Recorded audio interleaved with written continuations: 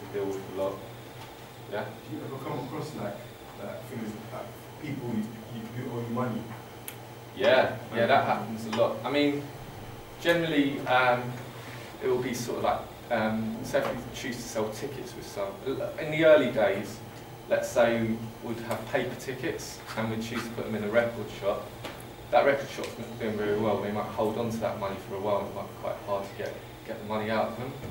Nowadays, it's not so much of a problem because what we do is we sell all of our tickets online. We use a big company who've got lots of money, so it's not so much of a problem. But in the early days, when we were just selling paper tickets in record shops, it might be a bit of a problem if that record shop's had a bit of a bad month. They might use that money from those tickets to pay for something. So it might take you a month or so to get it back. And that was a bit annoying, but you deal with it. Other bits of legislation, I mean, I guess it's sort of stuff like sort of people's holidays and stuff like that you have to deal with. At busy times of year, you're building up to New Year's Eve and you've got a big party on. Everyone wants to go home for Christmas, myself included, but there might be a lot of work to do. So you have to work around that. You generally try and get everything that you need to get done before Christmas. Might come in a couple of days in between Christmas and New Year's Eve just to brush up, make sure everything's sorted. But you always have to have an eye on how many holidays someone's taking and make sure that that you're being fair to them and that they're getting what they deserve. Because they're working hard for you and you need to make sure that you treat them well. And the law makes sure of that as well. And if you don't, then you could get fines. But yeah. What's the least needed functional area in your business?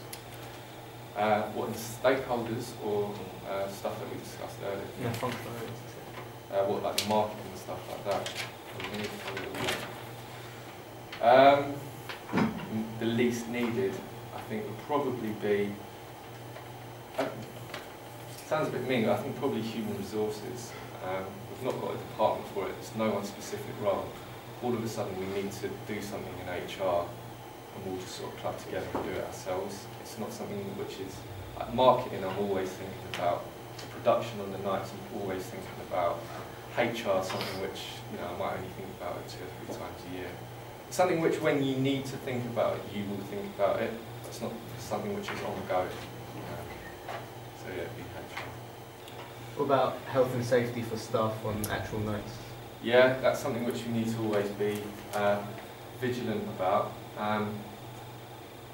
The sort of with the rules now, you need to provide all of your staff with earplugs. So if it's really loud at the event and there's sort of lots of big sound and stuff like that, then you need to make sure that the staff who are working behind the bars aren't exposed to that sound for too long.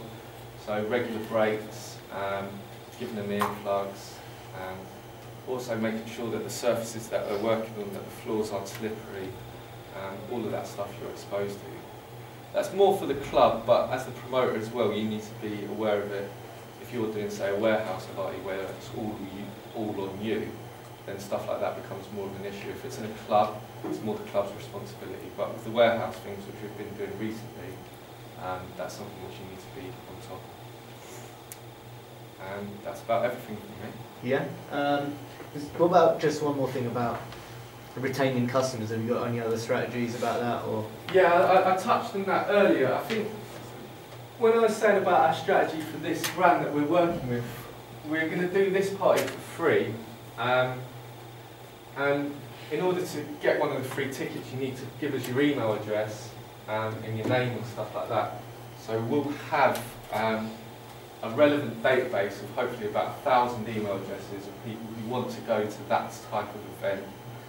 And then, yeah. How would you know that online? How would you know if the person is an AE? You don't, but what you do then is on the night, the bouncers of the place which you're working with, they make sure that they have to, they'll ask everyone for ID. Oh. I'm not sure if it's by law, but I think nowadays they have to ask everyone who walks through the door for ID. You can't get in without ID. So if you want to buy a ticket and then you've not got ID or you're under 18 and you get turned away, that is your responsibility for buying something that you shouldn't. So yeah. So if I told them to call Tom out and then I can just see you and yeah, could.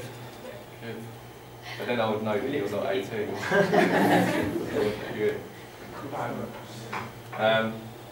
But yeah, for retaining customers, email addresses and phone numbers and sort of building people up on your Facebook is an important part of retaining customers. And that sort of stuff which we'll do. Building up data, getting an idea of who we can, and then we're able to send e-flyers, sort of well-designed flyers, advertising the events which we've got coming up through email addresses and stuff like that. That'd be how we build up customers and also retain them. So when you attract customers, and you say you do all the market, who does the designing and stuff like that? And how do you decide that that's going to be marketing that's going to work? So with Digital Soundboy, they've got an in-house designer. When they do, so if they release a record, they'll have a designer who designs the record sleeve or the logos of the artist. So when Digital Soundboy want to do a party, what they'll do is they'll put it onto their designer, who will design everything in the way that they want things to look. A different club brand or a different club night will have different designers who they'll choose to use, and it will be in sort of context of what their brand's identity is about, and they'll use that person. What about the warehouse parties? Still the same thing. It's usually a brand who we're working with, and they'll have someone who they want. What makes your company different, like, from everyone else that you start? Stand out? I think, you know, in the early days it was probably a lot more to do with sort of how hard we worked, how much and hungry we wanted it, and I guess, you know, that is still a big part of it.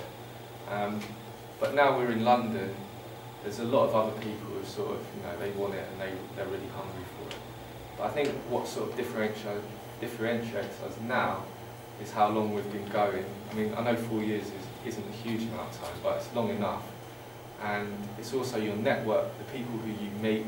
DJs come and play, they have a good time, they talk to their mates, they say, yeah, those guys are good. Party that they're putting on, and they want to come back, word spreads around. So then you build up a competitive advantage over other people because you've got a good reputation. And also everyone knows you. By the time you've been going 4 years in this business, everyone will know you. So, yeah, I get that. Celebrities are now coming sometimes, but... One of my mates on Saturday, he had a DJ, it was a house thing, slightly different to what we do.